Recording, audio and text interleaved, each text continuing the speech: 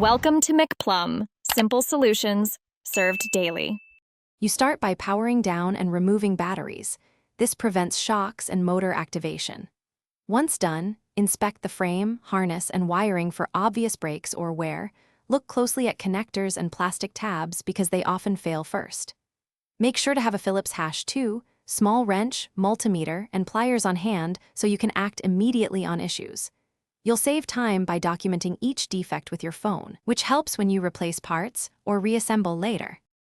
You now remove the access panels and organize screws into labeled containers. This avoids reassembly mistakes. Once exposed, test the motor leads and switches with a multimeter.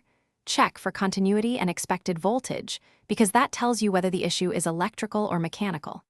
Then examine gears, belts, and bushings for wear, debris, or misalignment. These parts commonly cause jerky motion. If a belt is slack or a gear tooth is missing, plan to replace that component rather than forcing it back into service. You install replacement parts, gears, belts, or a motor, making sure to use manufacturer-equivalent components. This preserves performance and safety. Once parts are in, lubricate specified bushings with light grease, then reassemble in reverse order, tightening screws snugly but not over-tightened, because stripped plastic is common.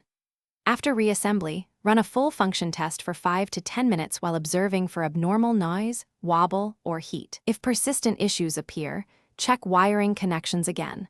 A loose connector often mimics. Thanks for watching. Stay juicy and subscribe.